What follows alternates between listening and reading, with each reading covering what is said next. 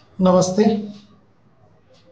Indira Gandhi national open university अर्थात Pune centre, मराठीमध्ये Indian economy अर्थात course code BECE 145, Indian economy, भारतीय अर्थव्यवस्था एक, block number 3, growth and distribution अर्थात वाढ किंवा वृद्धी आणि वितरण, यातील विशेष करून unit number 10, employment and unemployment,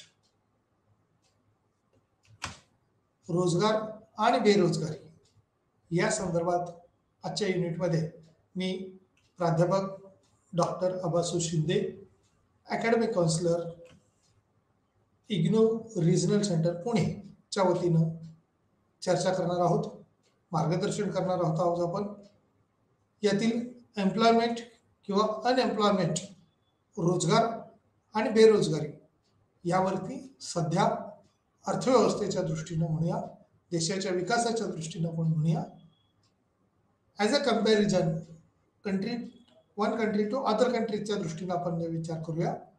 यामध्ये तुलनात्मकरित्या वेगवेगळी स्थिती, प्रादेशिक असमतोल हा पाहायला मिळतो.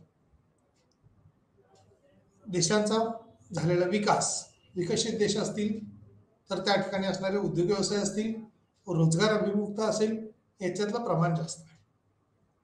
परंतु तिथं लोकसंख्या जास्त आहे. एक्झाम्पल चीन, भारत या देशांचा जर आपण विचार केला तर लोकसंख्येच्या बद्दल मोठी लोकसंख्या असलेली आहे. त्यामुळे निश्चितपणे या ठिकाणच्या रोजगाराच्या दृष्टीने सुद्धा समस्या किंवा बेरोजगारीचं प्रमाण जास्त आहे. भारतात रोजगाराच्या दृष्टीने ज्यावेळेला आपण पाहतो, अवलंबित्वेच्या दृष्टीने ज्यावेळेला पाहतो, त्यावेळेला आजही 55% लोकसंख्या ही शेतीवर प्रत्यक्ष अप्रत्यक्षपणे अवलंबून आहे. एकूण उत्पन्नाच्या शेती क्षेत्रातला राष्ट्रीय उत्पन्नाचा वाटा पाहतो आपण, त्यावेळेला तो जरी 15% असला तरी तिथं असणाऱ्या लोकसंख्येचा अतिरिक्त भार हा खूप मोठा आहे. या एम्प्लॉयमेंट अँड अनएम्प्लॉयमेंट ही जी सिच्युएशन आहे त्या दृष्टीनं त्याच्यावर असणारा अधिकचा भार विकसित देशाचं जर पाहिलं तर लोकसंख्येच्या दृष्टीनं तिथं असणारी स्थिती ही वेगळी किंवा भिन्न स्वरूपाची असलेली दिसून येते.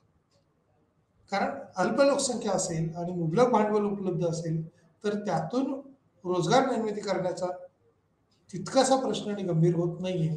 कारण कोणतं ना कोणतं काम केलं किंवा कोणतं ना कोणतं कोर्सेस आपण म्हणूया एज्युकेशनच्या दृष्टीने केले की काही ना काही जॉब मिळून जातात, उद्योग व्यवसाय मिळून जातात. आणि या उद्योग व्यवसायामुळे त्यांना अर्थार्जन होण्याचं काम हे सुद्धा फास्ट होऊ शकतं. भारताच्या दृष्टीने आपण ज्या वेळेला पाहतो त्यावेळेला कोणत्याही कामाच्या दृष्टीनं म्हणजेच नोकरीच्या दृष्टीने ज्या वेळेला आपण पाहतो, विशेष करून महाराष्ट्रामध्ये जर आपण पाहिलं किंवा कोणत्याही राज्यात असेल, पोलीस भरती ज्या वेळेला निघते त्यावेळेला या पोलीस भरतीच्या अनुषंगाने जे ऍप्लिकेशन्स येतात, म्हणजे हजारामध्ये जर आकडे जर आपल्याला भरती करायची असतील, 2000, 5000, 6000 पोलीस भरतीमध्ये भरती असतील तरुणांची, त्यावेळेला लाखो अर्ज त्या ठिकाणी आलेले असतात. म्हणजे हजारामध्ये भरती असेल तर लाखांमध्ये अर्ज जातील, काही शेकड्यामध्ये किंवा 100मध्ये भरती असेल तर होणारे हजारांमधली जी त्या ठिकाणी गर्दी आहे, लोकसंख्येचा भार आहे. म्हणजे एखाद्या जॉबला जर आपल्याला 50,000 रुपये मिळत असतील आणि त्या ठिकाणी 10-20 हजारामध्ये जर अवेलेबिलिटी लोकांची असेल तर या अतिरिक्त लोकसंख्येमुळं मिळणारं वेतन हे जरी कमी मिळतं, त्याचबरोबर त्या अनुषंगाने मिळणारं जर वेतन कमी असेल तर लेबर इकॉनॉमीच्या दृष्टीनं त्यातलं असणारी गुंतवणूक ही जशी कमी असेल तर मिळणारा आउटपुट देखील त्या अनुषंगाने कमी असेल, यात दुमत असू नये. या एम्प्लॉयमेंट आणि अनएम्प्लॉयमेंटच्या दृष्टीनं रोजगारातली असणारी स्थिती जी आहे ती प्रत्येक देशात ही भिन्न स्वरूपाची आहे, प्रत्येक राज्यात ही वेगवेगळ्या पद्धतीची आहे. एम्प्लॉयबिलिटी किंवा आता मेक इन इंडिया आपण म्हणतो, स्किल इंडिया आपण म्हणतो, पण ती स्किल अवगत करण्याच्या दृष्टीनं आपल्याकडं कोणत्या कोणत्या सोयीसुविधा आहेत, त्या कशा पद्धतीने विकसित होणं अपेक्षित आहे त्या दृष्टीनं पाहणं तितकंच महत्त्वाचं ठरेल. वृद्धी आणि विकास घडवून आणायचे असेल, एम्प्लॉयमेंट अँड अनएम्प्लॉयमेंट या सिच्युएशनवर आपल्याला काम करायचं असेल तर रोजगार आणि बेरोजगारी जी आहे ती तुलनात्मकरित्या कमी करण्याच्या दृष्टीनं प्रयत्न करणं किंवा अनएम्प्लॉयबिलिटी जी आहे ती कशी कमी करता येईल आणि पूर्ण रोजगार कसा निर्माण करता येईल. आता रोजगार निर्माण करणं म्हणजे इच्छा आणि पात्रता असताना ज्याला काम हवं ते काम इच्छा आणि पात्रतेनुसार जर काम मिळत असेल तर त्याला रोजगार दरेश म्हटलं जातं. परंतु इच्छा नसतानाही त्या ठिकाणी काम करावं लागत असेल तर तिथेही त्या ठिकाणी पण ॲक्सेप्टेबल असेल, ॲडजस्टमेंट असेल तर ती एम्प्लॉयबिलिटी होते. परंतु इच्छा आणि पात्रता असूनही जर काम मिळत नसेल तर त्याला बेरोजगारी असं म्हटलं जातं. मग अनएम्प्लॉयबिलिटीच्या दृष्टीनं आपल्याकडं काय काय बाबी होऊ शकतात किंवा कोणत्या कोणत्या बाबीवर प्रकाश टाकणं अपेक्षित आहे ते आता आपण बघूया. रोजगार आणि बेरोजगारीच्या अनुषंगाने या चॅप्टरमध्ये दिलेला भाग किंवा या युनिटमध्ये दिलेला भाग हा इंट्रोडक्टरी पार्टमध्ये आपल्याला बघायचा आहे. संकल्पनात्मक रूपरेषा जी आहे ती कन्सेप्ट ॲक्च्युअल आउटलाईन जी आहे ती बघूया. रोजगार एम्प्लॉयमेंट कशा पद्धतीने, बेरोजगारी कशा पद्धतीने आहे, अनएम्प्लॉयबिलिटी जी आहे ती बघायची आहे. WFIPR आणि LFPR या दृष्टीने ज्यावेळेला आपण पाहतो त्यावेळेला त्याच्यात किती बदल झाला आहे, रोजगार त्याची असणारी धोरणं ती कशा पद्धतीने आहेत, एम्प्लॉयमेंट पॉलिसीज कोणत्या कोणत्या आहेत, त्या पॉलिसीच्या अनुषंगाने काय करता येऊ शकतं. 1950 ते 2002 2002 पर्यंतची असणारी पॉलिसीज काय आहे, 50 ते 2002 पर्यंत आणि 2002च्या नंतरच्या असणाऱ्या पॉलिसीज याच्यात काय बदल झाला आहे. इनफॉर्मल इकॉनॉमी जी आहे, अनौपचारिक अर्थव्यवस्था ज्याला म्हटलं जातं ती अर्थव्यवस्था कशा पद्धतीची आहे. म्हणजे 1950 ते 2000 हा काळ जर आपण पाहिला तर एक 50 वर्षाचा काळ आपल्या नजरेसमोर येतो आणि या 50 वर्षात खूप स्थित्यंतर किंवा खूप पंचवार्षिक योजना आपण म्हणूया, 5-5 वर्षाच्या योजना ज्या आहेत त्या देखील 7-8 झालेल्या आहेत आणि या योजनाच्या अनुषंगाने आपलं कार्य जे आहे ते कशा पद्धतीनं कार्य निष्पत्तीपर्यंत केलं किंवा कुठपर्यंत पोहोचले ते आपल्याला बघावं लागेल. 1950 ते 2002 पर्यंत हा 50 ते हा काळ. त्यानंतरच्या आत्ता आपण 22-23 पर्यंत आलेलो आहोत आणि 23 पर्यंतचा हा 20 वर्षाचा काळ म्हणजे एकूण 70 वर्षात आपण स्वातंत्र्यानंतर एम्प्लॉयबिलिटीच्या अनुषंगाने कशा पद्धतीने बदल केलेला आहे किंवा बदललेली स्थिती दिसते आहे ते आपल्याला बघायची आहे. असंघटित कामगारांसाठी सामाजिक सुरक्षा, social securities for unorganise sectors, unorganise workers, या असंघटित कामगारांमध्ये सोशल सिक्युरिटीज किंवा सामाजिक सुरक्षिततेचा दर्जा जर आपल्याला देता आला किंवा त्या सुरक्षिततेच्या अनुषंगाने आपल्याला काय करता आलं तर निश्चित आपल्याला फायदे होऊ शकतात. या अनएम्प्लॉयमेंटमध्ये किंवा अनएम्प्लॉयबिलिटीमध्ये रोजगार निर्मिती होऊ शकते का, ती रोजगार निर्मिती कशा पद्धतीने होऊ शकते, या रोजगार निर्मितीत किती वाढ किंवा किती बदल घडून येऊ शकतो ते आपल्याला बघावं लागेल. या सामाजिक असुरक्षितता किंवा त्या अनुषंगानेच घडून आलेल्या बाबीमध्ये इंट्रोडक्टरी पार्टमध्ये आपल्याला असं म्हणता येईल. प्रस्तावना विविध दृष्टिकोनातून रोजगार महत्त्वाचा आहे हे मूलभूत प्रदान करते. याचा अर्थ एखाद्या कुटुंबाला उत्पन्न मिळवून देणे, त्यातून त्यांचा वित्तपुरवठा होतो, खर्चाची सोय केली आहे. एका राष्ट्राचे आर्थिक आरोग्य हे देशांतर्गत उपस्थितीच्या प्रमाणात दर्शवले जाते म्हणून व्यक्त केले जाते. GDPचा किंवा 1% हा ह्या बेरोजगारीच्या किंवा छोटासा दर याच्यात विचारात घेणं अपेक्षित आहे. परंतु ही अनएम्प्लॉयबिलिटी कव्हर करण्याच्या दृष्टीने वेगवेगळ्या योजना शासकीय पातळीवर तर राबवल्या जातात आणि एखाद्या कुटुंबाला उत्पन्न मिळवून देणे किंवा ज्यातून त्यांचा वित्तपुरवठा कशा पद्धतीने होईल, तो कसा कमी करता येईल, ओव्हरकम कसं करता येईल आणि शासकीय मदत देण्याबरोबरच तिथला स्वतः युवक किंवा कुटुंब सक्षम कसं होईल, एम्प्लॉयबिलिटी कशी डेव्हलप होईल ते पाहणं गरजेचं आहे. एका राष्ट्राचे आर्थिक उत्पन्न जे आहे त्या उत्पन्नाचा काही टक्के भाग हा निश्चितपणे रोजगार निर्मितीवर भर देणारा असला पाहिजे. ती रोजगार निर्मिती जर झाली तर पोषणाच्या दृष्टीनं किंवा आहाराच्या दृष्टीनं कुटुंबाला इतर घटकावर अवलंबून राहावं लागणार नाही. त्यामुळं हा GDPचा काही हिस्सा हा निश्चितपणे एम्प्लॉयबिलिटीच्या संदर्भात किंवा रोजगार निर्मितीच्या दृष्टीनं वाढणं अपेक्षित आहे. संकल्पनात्मक बाबीमध्ये किंवा या रूपरेषेच्या अनुषंगानं जो भाग सांगितलेला आहे या कोर्सच्या अंतर्गत 3 युनिटमध्येच किंवा ब्लॉक 3 मध्ये दिलेला आहे आणि 48.9% हे भारतातील कामगार अजूनही शेतीवर अवलंबून आहेत. म्हणजे ही आकडेवारी जरी थोडी जुनी आपण म्हणूया 10 वर्षापूर्वीची असली तरी सध्याची स्थिती देखील आज ही 55 किंवा 50% पर्यंतची लोकसंख्या ही प्रत्यक्षपणे शेतीच किंवा ॲग्रिकल्चर सेक्टरवर डिपेंड आहे आणि हेच ॲग्रिकल्चर सेक्टरवरचं डिपेंडंट कमी करून आपल्याला उद्योग क्षेत्राकडे असेल, सेवा क्षेत्राकडे असेल ते वळवण्याच्या दृष्टीने प्रयत्न करणं अपेक्षित आहे. जर असं झालं नाही तर अजूनही शेतीवर अवलंबून आहेत, म्हणून त्यांचा विकासाचा वेग हा तितकासा वाढू शकलेला नाही. त्यामुळं 2000 मध्ये हे 60% खूपच जास्त खाली किंवा त्या स्थितीत आलेला आपल्याला दिसून येतो ह्या अनएम्प्लॉयबिलिटीच्या अनुषंगाने. त्यामुळं प्रत्यक्ष रोजगार निर्मितीच्या दृष्टीने केवळ शेतीवर अवलंबून राहण्याऐवजी आता आपण सेवा क्षेत्राकडे वळतोय किंवा उद्योग क्षेत्राकडे वळतोय, ही प्लसची बाजू आहे.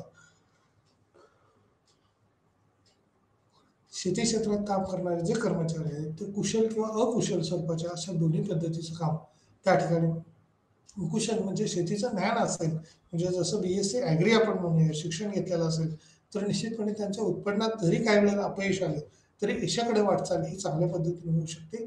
सक्सेस स्टोरीज आपल्याला चांगल्या मिळतील आणि इन्कम जनरेट व्हायला मदत होऊ शकते. त्यामुळं ची पातळी जी आहे ती वाढणं हे निश्चितपणे अवलंबून असतं. शेती ही निसर्गावर अवलंबून असते आणि तिथं ज्यावेळेला आपण संकल्पनात्मक बाबी पाहतो त्यावेळेला किंवा पाहतो त्यावेळेला हे निश्चितपणे म्हणावं लागेल की इंडियन इकॉनॉमी ज्या पद्धतीनं ग्रोथ व्हायला पाहिजे ते ॲज अ कम्पॅरिझन इतर देशाच्या तुलनेत आजही त्याच्यावरचा अधिकचा भार आहे. जास्तीचे लोक आहेत, परंतु यंत्रसामुग्री तुलनात्मकरित्या इतर देशाच्या तुलनेत कमी आहे. त्यामुळं याच्यावरची गुंतवणूक वाढली आणि त्याच्यावरचा अतिरिक्तचा भार हा जर कमी होऊन उद्योग आणि सेवा क्षेत्रात लोक कामाला गेली, रोजगाराच्या दृष्टीने जर किंवा उद्योग व्यवसायाच्या दृष्टीने जर केली तर याच्यावरचा अधिकचा भार हा कमी व्हायला मदत होईल.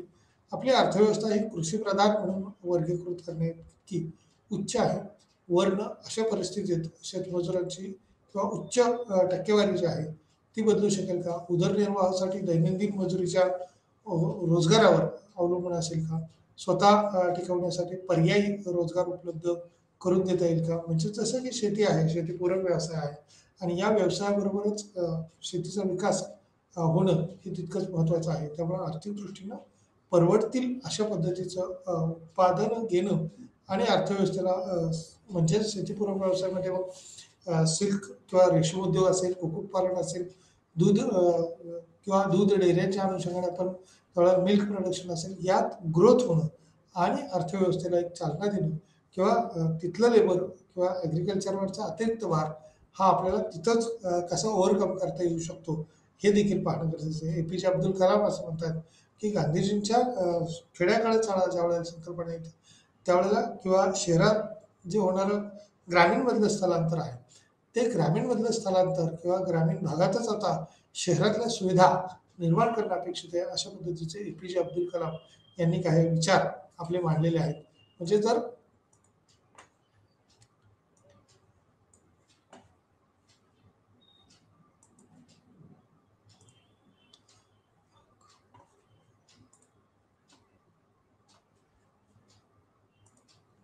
शहराकडे चला ज्या वेळेला आपण म्हणतो त्यावेळेला ह्या शहराकडं येत असताना कोणत्या सोयीसुविधा आपल्याला मिळू शकतील, या शहराच्या अट्रॅक्शन बरोबरच याच सोयीसुविधा जर ग्रामीणमध्ये आपल्याला करता आल्या तर त्याचा आपल्याला निश्चित फायदा होऊ शकतो. या फायद्यामुळं आपल्याला अर्थव्यवस्थेमध्ये चांगली स्थिती निर्माण होऊ शकते का? तर निश्चितपणे होऊ शकते आणि या स्थितीबरोबरच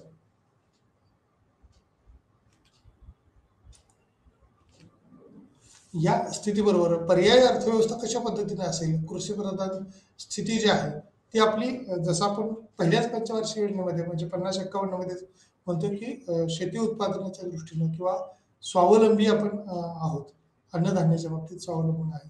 मग हे स्वावलंबन जरी असलं तरी पण आत्ताची जी लोकसंख्या वाढलेली आहे त्या वाढत्या लोकसंख्येला आपल्याला पुरेसे अन्नधान्य उपलब्ध आहे का? आणि जे उपलब्ध अन्नधान्य आहे त्याच्यातून आपल्याला काही निर्यात करता येऊ शकते का? शेतमालाची निर्यात किती आहे? निर्यातीतला शेतीचा वाटा जो आहे राष्ट्रीय उत्पन्नाच्या अनुषंगाने ज्यावेळेला आपण विचार करतो किंवा एक्सपोर्टचा विचार करतो, इंटरनॅशनल ट्रेडच्या अनुषंगाने असेल, तो निर्यात जर चांगली वाढलेली असेल तर त्याचा आपल्याला फायदा होऊ शकेल. अर्थात रोजगार किंवा कृषी कामगार किंवा सामान्य व्यक्ती काम शोधत आहे आणि ग्रामीण किंवा शहरी भागात त्यांच्या रोजगाराच्या स्थितीचे मूल्यांकन करणे आवश्यक आहे. व्याख्यात्मक फ्रेमवर्क जो आहे, जे कामगार यामध्ये काम करतात त्याला वर्गीकरणास परवानगी देते किंवा नॉर्थ वर्क दैनंदिन आधारावरती याचं काम पाहिलं जातं. तर यात निश्चितपणे काही बाबी ह्या पाहणं अपेक्षित आहे. कृषी कामगार किंवा सामान्य व्यक्ती आहे हा सामान्य व्यक्तीला सुद्धा कसे काम मिळू शकेल. ग्रामीण किंवा शहरी भागातलं जर रोजगार किंवा राहणीमान चांगलं मिळत असेल तर त्याचा आपल्याला फायदा हा निश्चितपणे होऊ शकतो. आणि याच फायद्याच्या अनुषंगाने असतील काही बाबी त्या कशा ग्रोथ होतील, त्या किती ग्रोथ होतील ते आपल्याला पाहावं लागेल. अन्नधान्य उत्पादनाबद्दल जसं आपण म्हटलं तसं फ्रेमवर्क किंवा त्याच्या कामगाराच्या कामाच्या स्वरूपामध्ये कसं आपल्याला वर्गीकरण करता येऊ शकतो, त्याची परवानगी कशी देता येऊ शकते किंवा नॉन वर्कर जे आहेत दैनंदिन आधार याचा देखील आपल्याला विचार करावा लागतो. या एम्प्लॉयबिलिटीत आता शासन हे वेगवेगळ्या पद्धतीचे प्रयोग करत पाहत आहे आणि या प्रयोगाच्या आधारावरती स्किल कसं वाढेल, कसं अवगत होतील स्किल हे आपल्याला पाहणं अगत्याचं ठरेल. बेरोजगारीच्या अनुषंगाने यू यू किंवा EUSS ला श्रमशक्ती सर्वेक्षण असे म्हणतात. श्रम ही संज्ञा फोर्समध्ये नियोजित केलेले आहे किंवा अधिक बेरोजगार यांचा समावेश याच्यामध्ये होतो. नंतरचे म्हणजे दक्ष किंवा बेरोजगारीमध्ये अशा लोकांचा समावेश याच्यात घेतला जातो. रोजगार शोधत आहेत किंवा कामासाठी उपलब्धता किंवा दुसऱ्या शब्दात जे स्वेच्छेने नाहीत त्यांना ते वेगळे काम करण्यास इच्छुक आहे का या दृष्टीने देखील आपल्याला विचार करावा लागेल. US किंवा UPSS च्या अनुषंगाने CWS आणि CDS या चारही पद्धतीमध्ये उत्तरदात्याचे म्हणजे जो कोणी श्रमिक आहे श्रमशक्तीत जो काम किंवा लेबर म्हणून आपण ज्या वेळेला विचार करतो त्यावेळेला कुशल आणि अकुशल या अनुषंगाने देखील आहे. श्रमबाह्य असे वर्गीकरण केलं जातं. संघटित आणि असंघटित कामगार देखील पाहणं अपेक्षित आहे. म्हणजे श्रमबाह्य घटक ज्या वेळेला आपण पाहतो त्यावेळेला ती शक्ती कशी वाढू शकेल. श्रमशक्तीच्या बाहेरमध्ये विद्यार्थी भाडेकरू, पेन्शनधारक, पैसे पाठवणारे, भिकारी किंवा अशक्त किंवा अपंग व्यक्ती देखील काम करण्यासाठी तरुण म्हणजेच मुले आणि आजारपणामुळे काम न करणारे अनौपचारिक जे आहेत ते कशा पद्धतीने आहेत आणि त्यात कशी वाढ होऊ शकते ते आपल्याला पाहावं लागेल. वापर आणि लेफरच्या अनुषंगाने इथे जे म्हटलेलं आहे कामगार सहभागाचा दर काय आहे किंवा कामगार लोकसंख्या प्रमाण WPR दिलेलं आहे. WFPR आणि WPR याच्यामध्ये विशेष करून काही कामगार किंवा एखाद्या देशातली स्थिती जी आहे ती त्या ठिकाणावरून दिसून येते. ती कशी असेल त्यात कशा पद्धतीने बदल होऊ शकतो त्यात प्रस्तुत भाग यात दिलेला आहे. आणि लोकसंख्येचे एकूण लोकसंख्येचे असलेले प्रमाण काय आहे.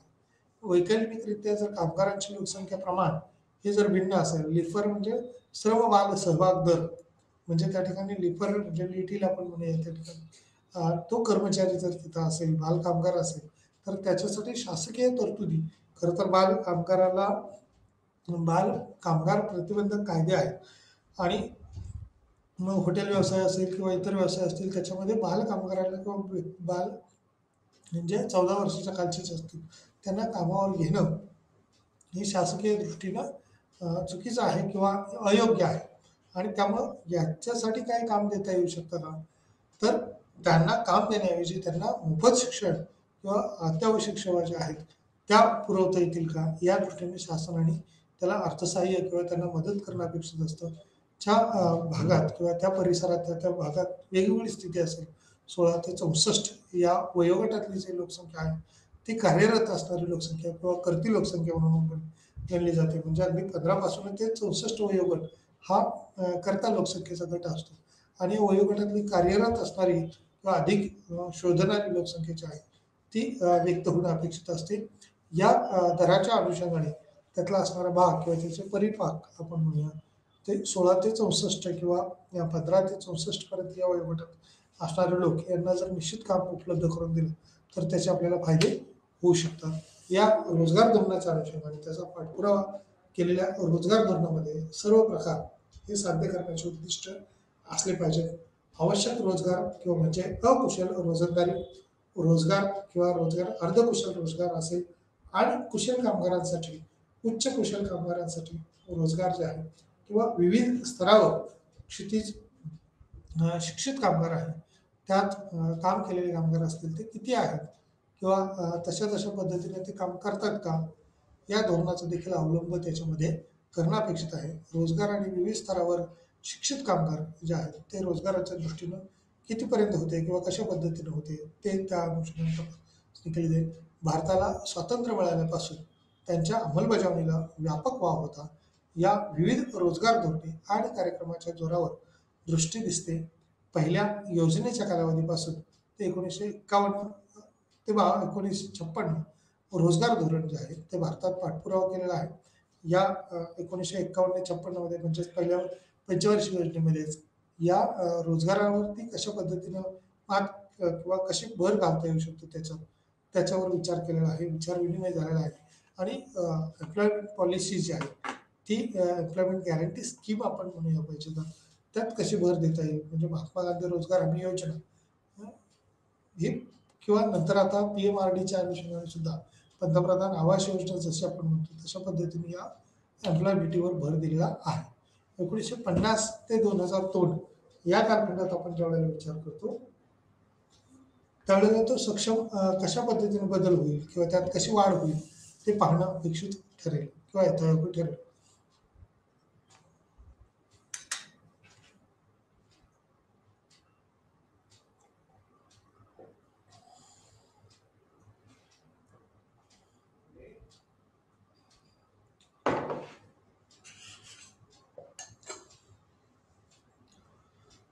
एकोणीसशे पन्नासच्या चे जे दशक होतं त्याच्या सुरुवातीलाच बेरोजगारी ही एक समस्या होती. याच्यात ज्यावेळेला बेरोजगारीची समस्या आपल्या डोळ्यासमोर येते त्यावेळेला विशेष करून आपल्याला काय दिसून येतं तर किंवा 47च्या अगोदरचा कालखंड जर आपण विचारात घेतला तर ब्रिटिशांचं वर्चस्व होतं. 150 वर्ष तब्बल ते ब्रिटिशांचं वर्चस्व होतं. 1950ला 35ला सॉरी आपण RBIची स्थापना केली.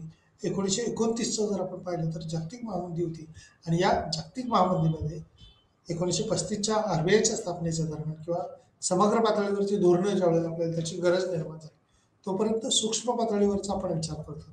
कारण एक देश त्या देशाचा किंवा त्याची अर्थव्यवस्था पाहण्याचा दृष्टीने विचार करतो. परंतु आता आंतरराष्ट्रीय पातळीचा ॲडम स्मिथ हा अर्थशास्त्राचा जनक आहे आणि समग्र अर्थशास्त्रामध्ये आधुनिक विचारसरणी किंवा आधुनिक विचारधारा केन्स यांनी ज्यावेळेला मांडली त्यावेळेला लॉर्ड केन्सच्या अनुषंगाने त्यांनी मांडलेल्या मतांच्या अनुसार प्रभावी मागणीचं तत्व असेल तो प्रभाव वाढण्याच्या अनुषंगाने आणि इंटरनॅशनल लेवलचा जेव्हा विचार करू त्यावेळेला एका देशाच्या अर्थव्यवस्थेचा दुसऱ्या देशाच्या अर्थव्यवस्थेवर परिणाम होत आहे.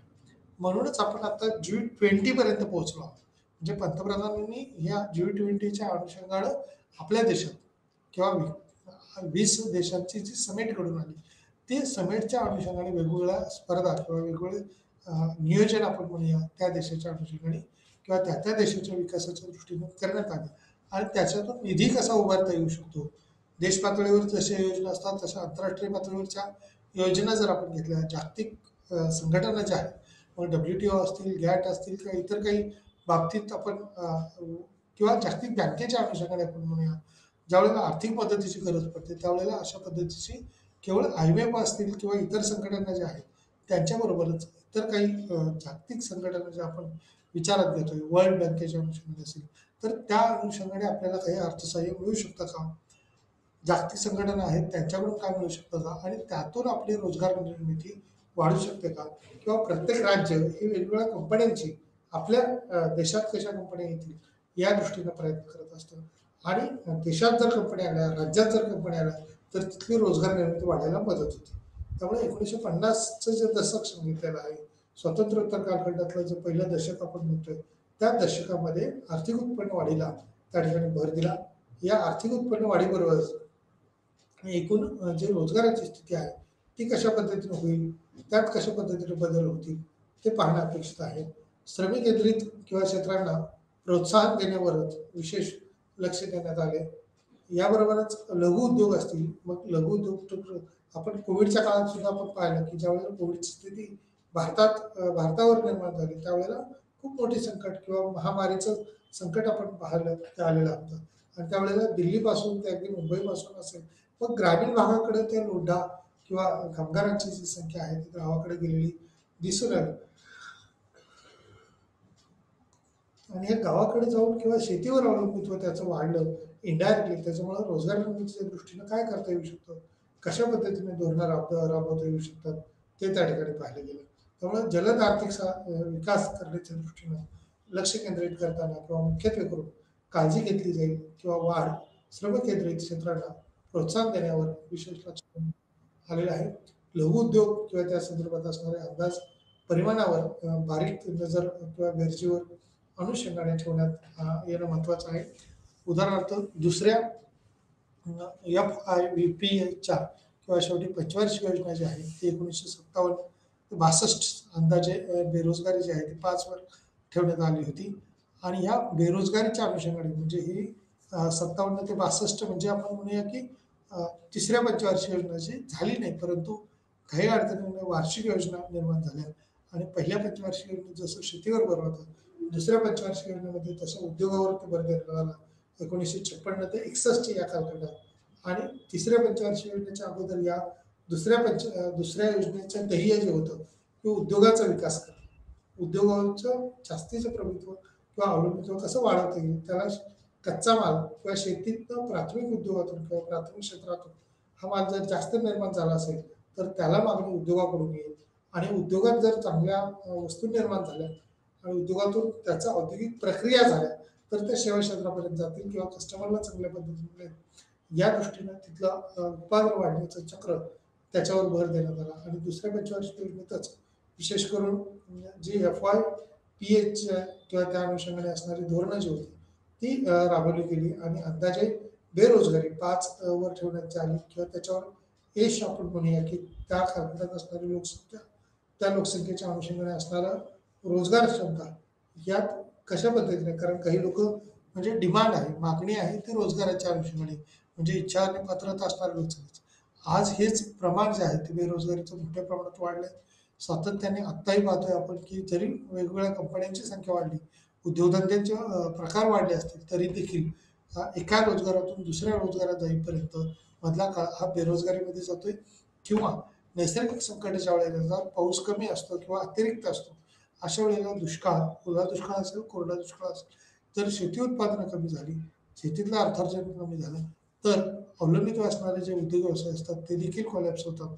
त्यामुळे आजही भारतीय अर्थव्यवस्थेचा शेती हा कणा म्हणून ओळखला जातो.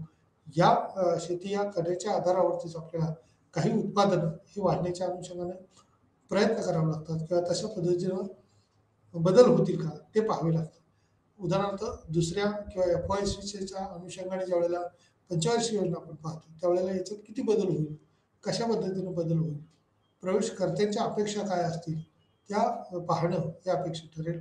वार्षिक जोडणीसह कामगार शक्ती आणि त्याचे कामगाराचा समेट कशा पद्धतीने घडून येऊ शकतो. आणि उत्पादन वाढीला एकूणच उत्पादन वाढलं तर एक्सपोर्ट आपला वाढेल किंवा लोकांच्या गरजा त्या अनुषंगाने पूर्ण करता येऊ शकतील. अशी स्थिती याच्यातली झालेली आपल्याला निश्चितपणे पाहायला मिळू शकते.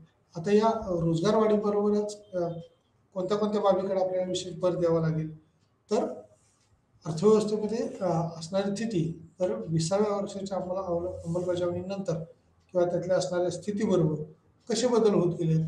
IRDPची जागा जी आहे ती सध्या सुवर्ण परिमाणाच्या अनुषंगाने किंवा सुवर्ण जयंती ग्राम रोजगार योजना SGSY 1919 मध्ये घेतलेलं आहे किंवा त्याचं मूल्यांकन जे आहे ते तशा पद्धतीने केलेलं दिसून येतो.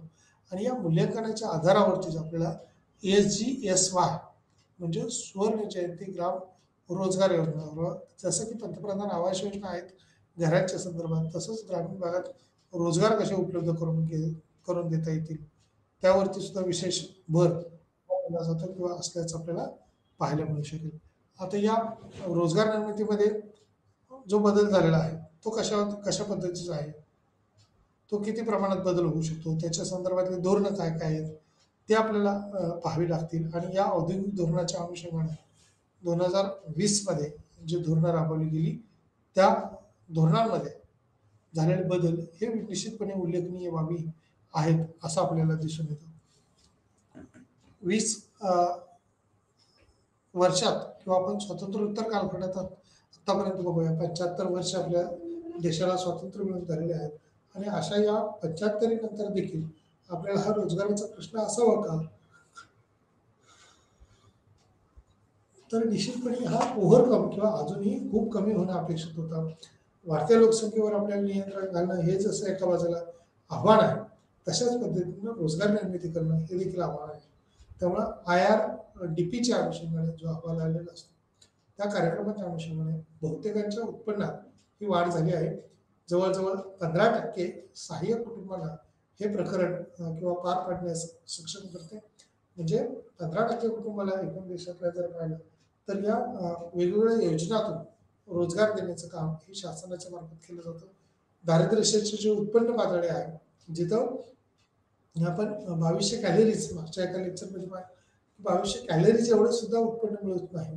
तेवढं जर उत्पन्न घेणे शक्य नसेल तर उत्पन्न खरेदी करणं शक्य नसेल तर त्याला दारिद्र्य रेषेच्या खाली आहे असं म्हटलं जातं. किंवा तेवढा पोषक आहार घेणार उत्पन्न जर आपल्याकडे असेल तर आपल्याला निश्चितपणे असं म्हणता येईल की ती उत्पन्नाची पातळी जी आहे ती चांगली वाढलेली आहे किंवा त्यात बदल झालेला आहे. दारिद्र्याच्या वरती लोकसंख्या आलेली आहे. त्यामुळे दारिद्र्य रेषेची उत्पन्न पातळी अशा असूनही नव्याने प्रयत्न सुरू असल्याचे जाणवले. किंवा दैनंदिन रोजगार शोधणाऱ्याच्या हा त्रास कमी करण्यासाठी आवश्यक बाबी त्याच्यात विचारात घ्यावे लागले असतील.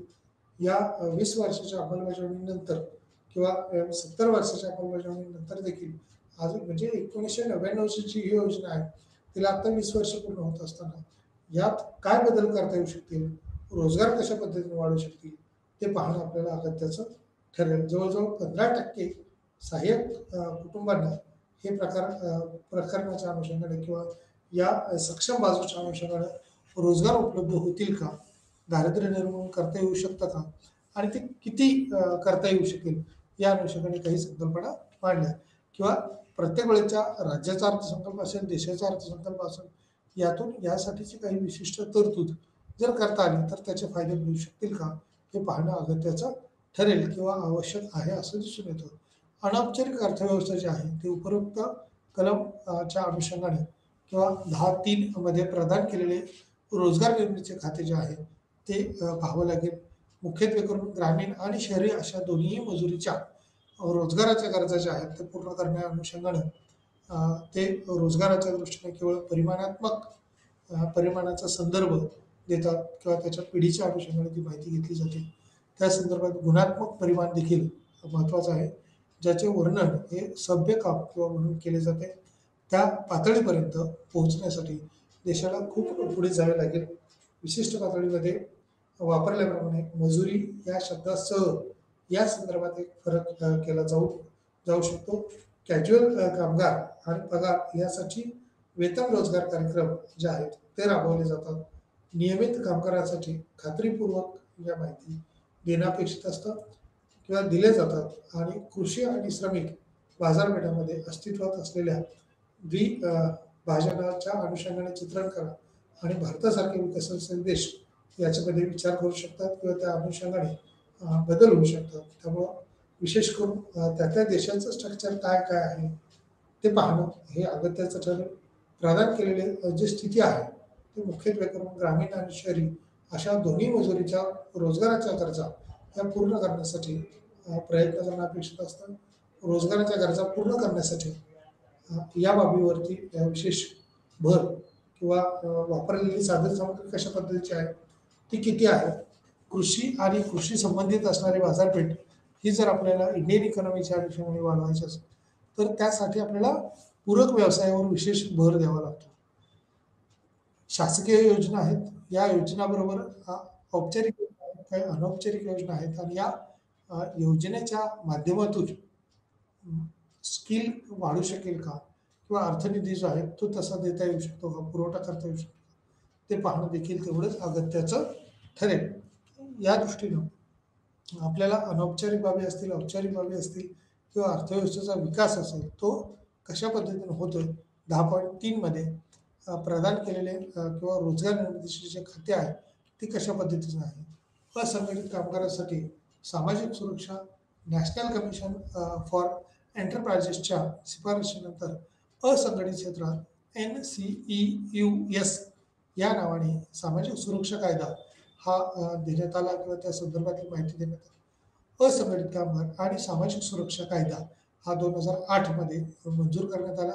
हा कायदा असंघटित योग्य कल्याणकारी योजना तयार करणे, जीवन आणि अपंगत्व कव्हर जे आहे ते राबवण्याच्या दृष्टीनं महत्त्व दिलं गेलं.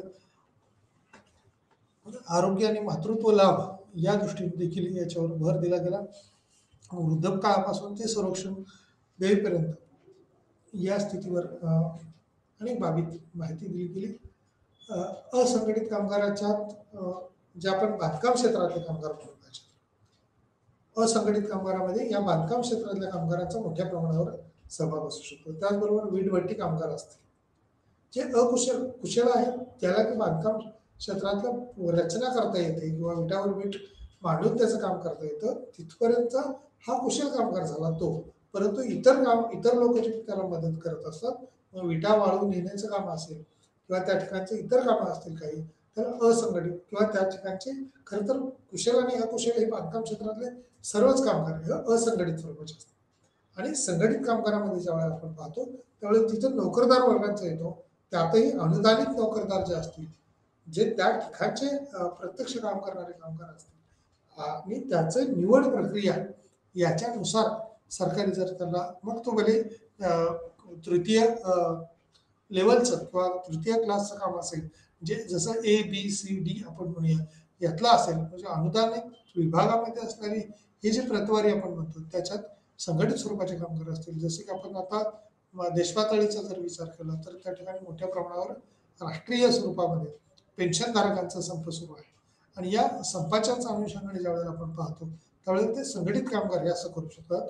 असंघटित कामगारांना संप करणं किंवा इतर बाबींची मागणी करताना अनेक समस्या असतात किंवा त्यांना त्यांची नोकरी जाण्याची जास्त भीती असते. अशा संघटित क्षेत्रामध्ये सुद्धा वेगवेगळ्या पद्धतीच्या रिस्क असतात, परंतु सर्वानुमते सर्वांनी जर एकत्र येऊन काही केलं तर त्याची मागणी, त्याची दखल जी आहे ती वरिष्ठ पातळीवरती घ्यावी लागते. त्याच्यामुळे संघटित क्षेत्रामध्ये म्हणजे नोकरी असावी अनुदानित विभागामध्ये किंवा संघटित क्षेत्रामध्ये याला रूपांतरित करता यावं, तरच इतर लाभ मिळण्याचे प्रमाण हे जास्त असतं. या व्यतिरिक्त असंघटित क्षेत्रामध्ये कोणतेही लाभ हे मिळतीलच याची शाश्वती नसते. त्यामुळे बांधकाम क्षेत्रामध्ये असेल, वीटभट्टी कामगार असेल, शेतीमध्ये काम करणारे कामगार असेल, तर हा असंघटित क्षेत्रातला कामगार असल्याचं आपल्याला दिसून येतं. आणि या असंघटित कामगारामध्ये जीवन आणि त्याचं अपंगत्व जे आहे किंवा त्याच्यावर आलेले संकट असतील वेगवेगळी, तर त्याचं अवलंबित्व हे इतरावरती नसतं, तर ते त्याच्यावरतीच असतं किंवा शासन त्याला मदत करेलच असं होत नाही. परंतु काही ठिकाणी आरोग्यविषयक सुविधा जर पाहिलं तर सरकारच्या सुविधा ज्या आहेत त्याचा लाभ सर्वांना मिळू शकतो. म्हणजे गरीब गरजूंना सरकारी दवाखान्याच्या मार्फत या सुविधा दिल्या जाव्यात अशा पद्धतीचे तरतूद ही त्याच्यात आहे. त्यामुळे ग्रामीण भागात ग्रामीण रुग्णालय असं म्हटलं जातं. सरकारी दवाखाने जर असतील तर या रुग्णालयाचं प्रमाण हे चांगल्या पद्धतीचं वाढून त्यात त्यांना फायदा देता येऊ शकतात किंवा आरोग्य विम्याच्या अनुषंगाने सुद्धा फायदा देता येऊ शकतात. याच्यात आरोग्याच्या दृष्टीने जसं सांगितलंय, वृद्धापकाळापासूनचे संरक्षण लाभ सांगितलं, महत्वाचा याच्यात अपंगत्व जर असेल तो सांगितलाय आणि मातृत्व लाभ सांगितलाय. आता मातृत्व लाभाच्या अनुषंगाने आपण बघूया. एखाद्या गर्भवती महिलेसाठी सुरुवातीच्या कालखंडामध्ये आपण म्हणूया आणि नंतर काही दिवसच्या अनुषंगाने अनुदानित विभागात असेल, संघटित क्षेत्रामध्ये जर असेल तर निश्चितपणे त्याच्यासाठी मॅटर्निटी लिव्ह अशा पद्धतीचे रजेची तरतूद हे केलेले आहे. परंतु असंघटित क्षेत्रामध्ये असेल तर त्या ठिकाणी मॅटर्निटी लिव्ह किंवा प्रेग्नन्सीच्या काळातली रजा अशा पद्धतीची तरतूद त्या ठिकाणी नाही. त्यामुळं जिथं काम आहे, जेवढं आहे तिथपर्यंतचं काम आपण मोबदला हा असंघटित क्षेत्रामध्ये मिळतो. या व्यतिरिक्त लाभ हे मिळत नाही. म्हणून शासन आपल्या पातळीवरती किंवा शासन त्या गाव पातळीवरती असेल, तालुका जिल्हा पातळीवरती असेल, वेगवेगळ्या योजना राबवतो. मग पंचायत समितीच्या मार्फत असतील, नगरपालिकेच्या मार्फत असतील, पंचायत समितीच्या मार्फत असतील, या योजना ज्या राबवलेल्या असतात त्या योजनातून फलनिष्पत्ती आपण पाहतो. म्हणजे सरकारी दवाखान्यामध्ये आजही आपण पाहतो 5 रुपयाचा किंवा 10 रुपयाचा एखादा केस पेपर काढला तर त्या ठिकाणी डिलिव्हरी होईपर्यंतचा खर्च हा शासनामार्फत केला जातो. किंबहुना त्याला घरापर्यंत पोहोचवण्याचं काम हे शासन घेतलेलं असतं किंवा शासनाने केलेलं आपल्याला पाहायला मिळतं. म्हणजे एकूणच जबाबदारीची जाणीव जी आहे ती त्या अनुषंगाने असंघटित असो किंवा संघटित असो त्याला ते लाभ देण्याचा काम केला जातो. शासकीय पातळीवरती या ठिकाणी जर संघटित क्षेत्रात असतील, अनुदानित विभागांमध्ये जर काम करत असतील तर मातृत्वाचा लाभ जो आहे तो विशिष्ट कालखंडामध्ये म्हणजे त्याची रजा मिळेल प्लस त्याला पगार मिळेल आणि जो हॉस्पिटलचा खर्च आहे तो देखील त्या ठिकाणी काय प्रमाणात मिळेल. नंतरच्या काही काळ 3 महिन्यापर्यंतची सुट्टी ही आत्ता खरं तर नवीन कायदा असाही आहे की त्या ठिकाणी पुरुषाला देखील काही कालखंड सुट्टी मिळणे अपेक्षित आहे. त्याचंही जी-आर तशा पद्धतीचं मिळालेलं आहे. आणि कारण त्या मातेची देखभाल करणं आत्ताची जी आपण म्हणतो की पूर्वी जॉईंट फॅमिली होती, एकत्र कुटुंब पद्धती होती आणि मोठं कुटुंब असल्यामुळे त्याची जबाबदारी जी आहे ती सगळ्यांवरती किंवा कुटुंबातल्या वरिष्ठ व्यक्ती असतील, त्यांच्यावर मातृत्व व्यक्ती असतील, ज्येष्ठ नागरिक असतील त्यांच्यावरती असायची आणि अनुभवी त्या ठिकाणी मिळून जायचे. सध्याच्या कालखंडात आपण पाहतोय छोट्या कुटुंबामुळं किंवा दोघांचे जे आता कुटुंब निर्माण झालेले आहेत, 2 किंवा 4 लोकं फार तर एका कुटुंबामध्ये आता दिसतात. शहरी जीवनामध्ये अगदीच 2 आणि त्यांची 2 जी मुलं आहेत, ती नंतर लग्न होईपर्यंत म्हणा किंवा एज्युकेशन लेव्हलचा जर विचार केला तर बाहेर जायचं ते एकटे-एकटे अगदी असल्याचे आपल्याला दिसून येतात आणि त्यामुळं या सोयी-सुविधा ह्या उपलब्ध होऊ शकत नाहीत. त्यामुळे नवीन कायद्यानुसार या मातृत्व कालखंडातले लाभ जे आहेत, ते सुट्टीच्या अनुषंगाने जसे स्त्रियांना आहेत, तसं पुरुषांना देखील सुट्टी, की त्यांची देखभाल करण्याच्या दृष्टीनं काही काळ हा अपेक्षित आहे, आवश्यक आहे, तो विचारात घेतला जातो. मातृत्व लाभाच्या अनुषंगाने विचारात घेतला जातो. त्यामुळं वृद्धापकाळापासून ते संरक्षण कालखंडापर्यंत हा देखील जसा महत्त्वाचा भाग आहे, तसा मातृत्व लाभाचा भाग महत्त्वाचा आहे. वृद्धापकाळापासून संरक्षण घेतलेली ही जी संख्या आहे, ती कितीपर्यंत असू शकते, कशा पद्धतीने असू शकते, तर त्याचं कव्हरेज किंवा त्याचा अंदाज ही ही जास्त आहे किंवा त्याची वेगवेगळी आकडेवारी आपण जर पाहिली, तर ती सुद्धा सहभागाची जास्त असल्याची दिसून येते.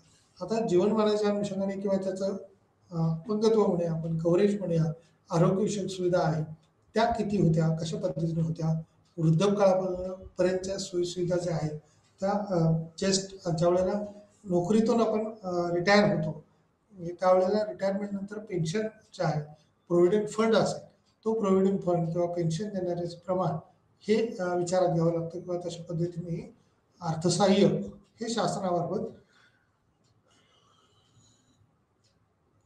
केलं जाऊ शकतं. परंतु असंघटित क्षेत्रात असेल तर अशा पद्धतीचं कुठलेही सहाय्य हे देण्याची तरतूद ही शासकीय पातळीवर नसल्याचे आपण पाहतो.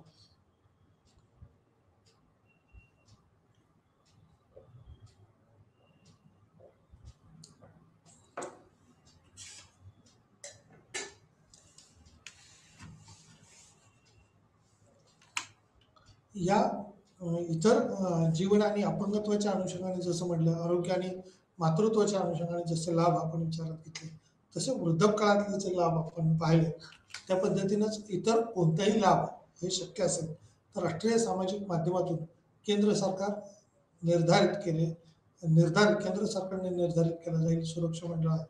त्यानंतर या व्यापक अंतर्गत आणि अनेक योजना तयार करण्यात आलेल्या आहेत. त्या योजना कोणत्या कोणत्या आहेत त्या इथं तपशीलवार दिलेल्या आहेत. म्हणजे सध्या जर बघितलं तर केंद्र सरकार हे शेतकऱ्याच्या अनुषंगाने ज्याच्या अल्पभूधारक असतील, मग उत्पन्न मिळण्याच्या अनुषंगाने रोजगारदारी जसं आपण म्हणतो तशा पद्धतीने ही काही अर्थार्जन होऊ शकतं का? तर त्या दृष्टीनं एका वर्षामध्ये 3 टप्प्यामध्ये 6,000 रुपये देण्याची तरतूद आहे. प्रत्येक वेळेला 2,000 अशा पद्धतीने 3 वेळा म्हणजे 4 महिन्यात 2,000 रुपये अशा पद्धतीचा निधी हा सरकार सर्वसामान्यांसाठी किंवा गरिबांसाठी उपलब्ध करून देत आहे किंवा त्याच्या अकाउंटला तशी तरतूद करून पाठवत आहे. त्याच पद्धतीने काही राज्यांनी देखील असे निर्णय घेतलेले आहेत आणि इतर ऑड मध तो जो निधी आहे तो खात्यावर देण्याची तरतूद म्हणजे 2,000-2,000ची निधीची तरतूद, तशाच पद्धतीने 6,000 रुपयाची निधी ही शासन शेतकऱ्यांकडं किंवा असंघटित क्षेत्राकडे देत आहे. आणि या बेरोजगारीच्या दृष्टीनं काही करता येऊ शकतं का? तर त्याचे वेगवेगळे प्लॅन किंवा त्याचे वेगवेगळे स्कीम्स ज्या आहेत त्या दिलेल्या आहेत. इंदिरा गांधी राष्ट्रीय वृद्धापकाळ निवृत्ती वेतन योजना जी आहे ती कशा पद्धतीची आहे? राष्ट्रीय कुटुंब लाभ योजना जी आहे ती कशा पद्धतीची आहे? जननी सुरक्षा योजना म्हणजे आई किंवा माता सुरक्षा योजना जी आहे ती राबवण्याच्या दृष्टीनं राष्ट्रीय कुटुंब लाभ योजना, आता ही शासकीय पातळीवरची मोठी योजना आहे किंवा इंदिरा गांधी राष्ट्रीय वृद्धापकाळ निवृत्ती वेतन योजना. निवृत्ती वेतन इंदिरा गांधींच्या नावाने जर सुरू केलेली असली त्यावेळेला त्या पंतप्रधान होत्या, त्या कालखंडाच्या नंतरच्या कालखंडात ही याची अंमलबजावणी आणि प्रत्यक्ष म्हणजे पंतप्रधानांच्या अध्यक्षतेखाली आता PM किंवा पंतप्रधान आवास योजना जी आहे ती खरं तर व्यक्तीच्या नावाने नसून त्या पदाच्या नावाने घरांच्या दृष्टीने ही योजना राबवली गेली, त्याच्यामुळे काही उत्पन्न हे त्यांना मिळायला मदत होऊ शकते. राष्ट्रीय कुटुंब लाभ योजना जी आहे ती ही कुटुंब लाभ योजना जी आहे ती कशी मिळवता येऊ शकते.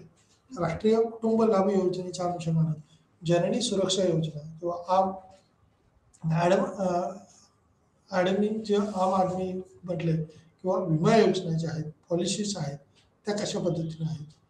राष्ट्रीय स्वास्थ्य विमा योजना स्वास्थ्य किंवा आरोग्य कल्याण जसं आरोग्य विभागाच्या दृष्टीने ही योजना आहे आणि ही राष्ट्रीय सुरक्षा जर स्वास्थ्याच्या बाबतीत जर मिळाली आरोग्य सुरक्षा मिळाली तर त्याचा फायदा आपल्याला होऊ शकतो किंवा तशा अनुषंगाने या प्रोग्राममध्ये त्याची तरतूद करता येऊ शकते. त्यामुळे राष्ट्रीय स्वास्थ्य विमा योजना असेल, जनश्री विमा योजना असेल, अटल पेन्शन योजना असेल, मग हे अटल पेन्शन योजना जी सुरू केली, प्रधानमंत्री जीवन विमा योजना सुरू केली, त्या पंतप्रधान आवास योजनेप्रमाणेच जसं की फर्स्टला घर घेताना काही सवलती देण्याची तरतूद आहे, तसंच या वेगवेगळ्या जनश्री विमा योजना असेल, अटल पेन्शन योजना असेल, या अटल पेन्शन योजनेतून सुद्धा वृद्धापकाळाच्या नंतर किंवा 60 वर्षाच्या नंतर नोकरी संपल्यानंतर या पेन्शनच्या मार्फत काही वृद्धांना आपण म्हणूया मदत करण्याच्या दृष्टीने केंद्र सरकार मदत करत आहे किंवा त्याच्यावरती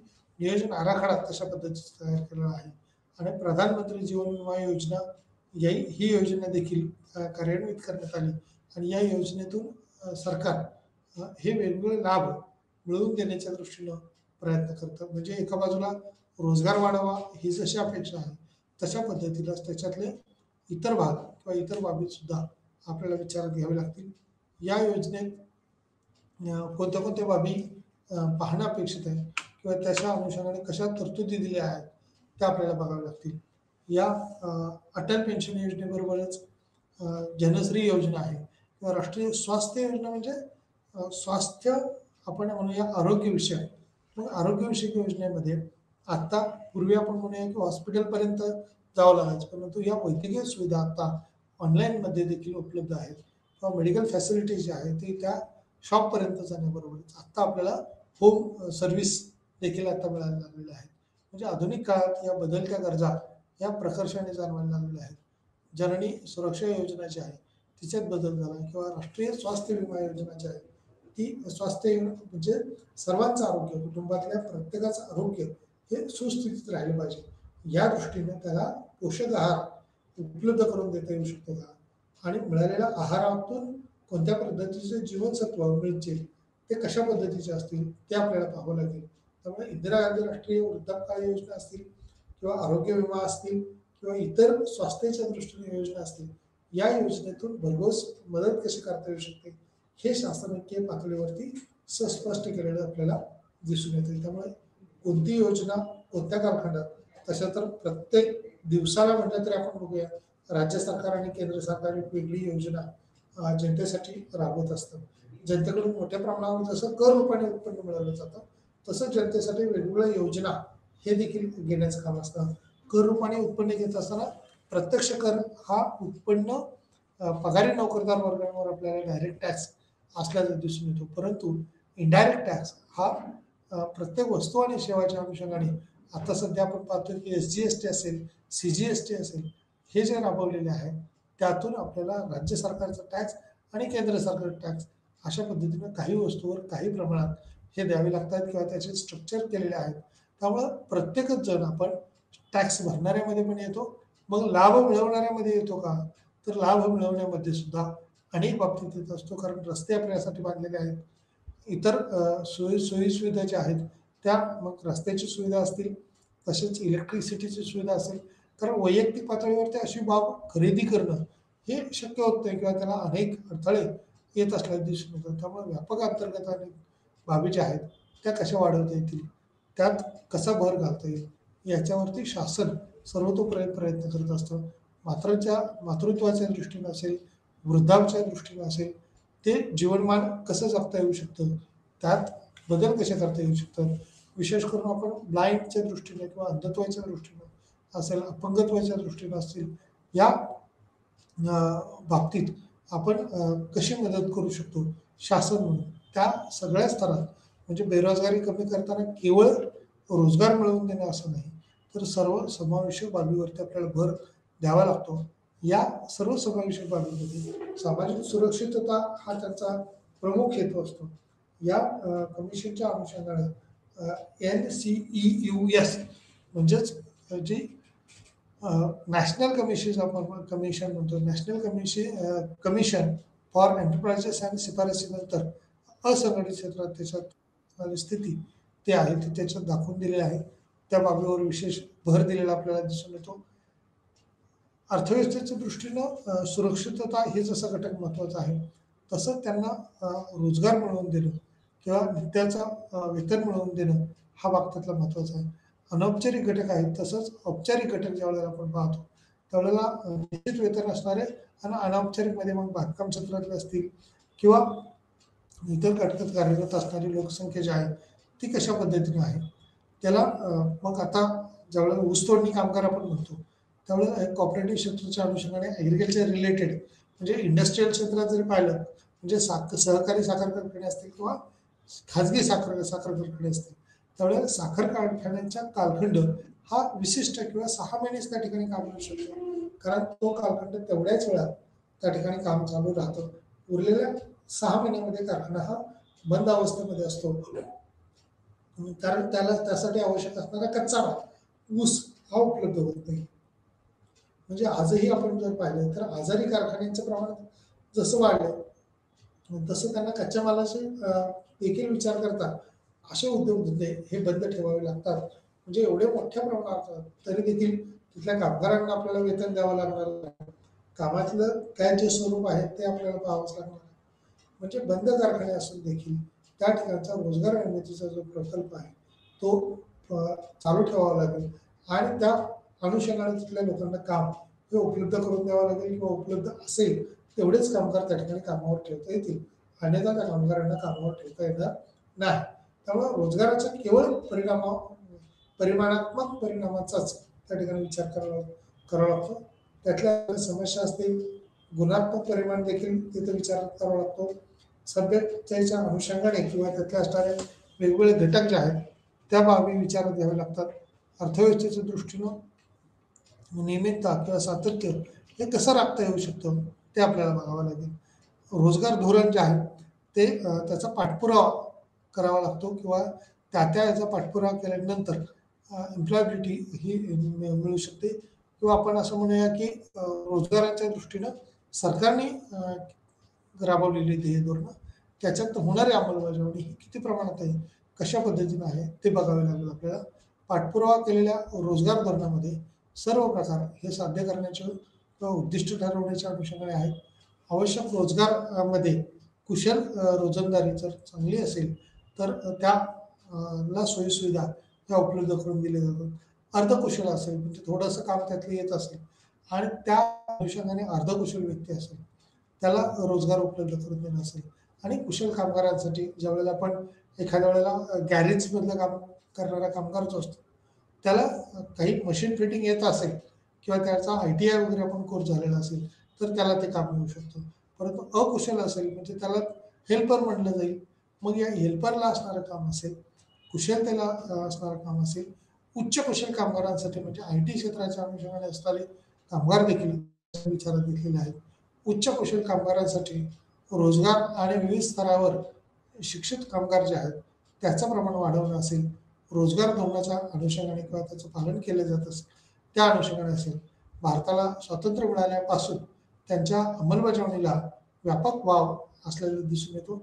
या विविध रोजगार धोरणाबरोबरच कार्यक्रमाच्या जोरावर विशिष्ट भर दिलेला 1951 ते 56 मध्ये म्हणजे पहिल्या पंचवार्षिक योजनेमध्ये शेतीला प्राधान्य देऊन त्याच्यातला उद्योग व्यवसाय किंवा शेतीपूरक व्यवसाय वाढवता येतील. शेतीतूनच रोजगार निर्मिती कशी होऊ शकेल किंवा जास्तीचे कामगार त्या ठिकाणी शेती कामात लावण्याचं काम त्याच्यात केलं गेलं आणि रोजगार धोरण किंवा भारतात ही जी स्थिती आहे त्याचा पाठपुरावा सतत करण्यात आलेला आपल्याला दिसून येतो.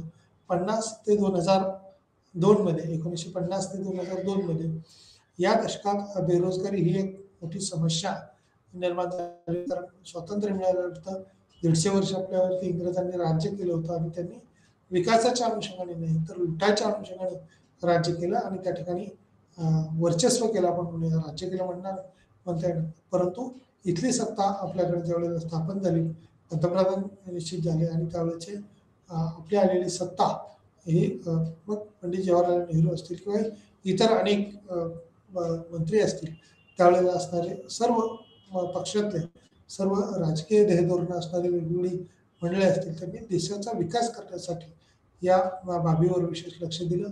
परंतु रोजगार निर्मितीमध्ये आपल्याला हवं तेवढं आजपर्यंत आपण म्हणूया जेवढे पंतप्रधान झाले असतील, पंचवार्षिक योजना आलेल्या असतील, नंतर आता नीती आयोग आलेला असेल, प्लॅनिंग कमिशनच्या अनुषंगाने आपण ज्यावेळेला विचार करू त्यावेळेला त्याच्यात बदल झालेला आपल्याला दिसून येतो. श्रम केंद्रित क्षेत्रांना प्रोत्साहन देण्यावर विशेष लक्ष देण्यात आले आहे. जसे लघु उद्योग असेल त्या अनुषंगाने असणारे परिणाम असतील त्याची बारीक नजर हे बेरोजगारीचा अनुशेष ठेवण्यात आलेला आहे. उदाहरणार्थ दुसऱ्या FYPच्या किंवा शेवटी पंचवार्षिक योजनेच्या अनुषंगाने असेल त्या बाबीवर विशेष भर दिलेला दिसतो. अंदाजे बेरोजगारी 5 वर ठेवण्यात आली होती. दशलक्ष 1.5 ते 2 पर्यंत नवीन प्रवेशकर्त्यांच्या अपेक्षित वार्षिक जोडणीसह कामगार शक्ती किंवा कामगाराच्या कसं त्याच्यात बदल करता येऊ शकतो. 50च्या दशकाच्या सुरुवातीस रोजगार निर्मिती ही कशी असू शकते, तर जलद आर्थिक विकास साध्य करण्यावर लक्ष केंद्रित केलेलं आहे. मुख्यत्वे यात बदल करून वाढ किंवा श्रम केंद्रित क्षेत्रांना प्रोत्साहन देण्यावर विशेष लक्ष देण्यात आलेलं आहे. जसे की लघु उद्योग असेल त्या अनुषंगाने त्याचे परिणाम असतील व बारीक नजर त्याच्यावरती अवलंबून झालेली दिसते आणि या नजरेच्याच अनुषंगाने उद्योग व्यवसायात आत्ता ज्या पण स्किल ओरिएंटेड किंवा IT क्षेत्रातल्या नोकऱ्या होत्या त्यापर्यंतची ग्रोथ ही ग्रामीणपासून किंवा स्वातंत्र्योत्तर कालखंडात 70 वर्ष आत्तापर्यंत आपण त्या स्टेपपर्यंत येण्याचा निश्चित प्रयत्न करतोय. आता या अनौपचारिकतेच्या अनुषंगाने किंवा आजही आपण डिजिटलायझेशन पाहतो त्यावेळेला याच्यातलीही अप्लायबिलिटी जर पाहिली तर ती कशी वाढू शकते, त्या दृष्टीने स्किल कसं देता येऊ शकतं ते आपल्याला बघावं लागेल. भारतात रोजगाराची समस्या ही फार मोठी आहे, गंभीर बाब आहे. लोकसंख्या वाढ जास्त झाल्यामुळं इथली अकुशल कामगारांची संख्या जास्त आहे. त्यांच्या रोजच्या रोजंदारीवर कॅज्युअल नोकरी मिळवण्यावर अवलंबून असणारे भाग आहेत. निसर्ग अशा नोकऱ्या किंवा अनौपचारिक स्वरूपाच्या नोकऱ्या ज्या आहेत त्या उपलब्ध करून देण्यावर भर आहे. काही दिवसांसाठीच उपलब्ध असतात. एका वर्षात त्यांच्या उदरनिर्वाहाच्या गरजा पूर्ण करण्यासाठी शासनाने अनेक किंवा रोजगार कार्यक्रम राबवलेले आहेत. या रोजगार कार्यक्रमाच्या अनुषंगानेच आपल्याला जे वेगवेगळे भाग मिळाले बघायला त्यामध्ये शासन प्रयत्न करत आहे, परंतु यश हे 100% येईलच असं होत नाही. काही प्रमाणात त्याच्यात भर घातलेली आपल्याला दिसून येते. 1950 ते 2000च्या या 50 वर्षाच्या कालखंडात वेगवेगळे कार्यक्रम मग BPLचा अनुषंगाने दर्जा असेल, मग त्यात 15% नेण्यात याचे शाल असेल, सहाय्य किंवा कुटुंबाला अर्थसहाय्य पुरवठा करण्याच्या अनुषंगाने वेगवेगळ्या योजना होत्या.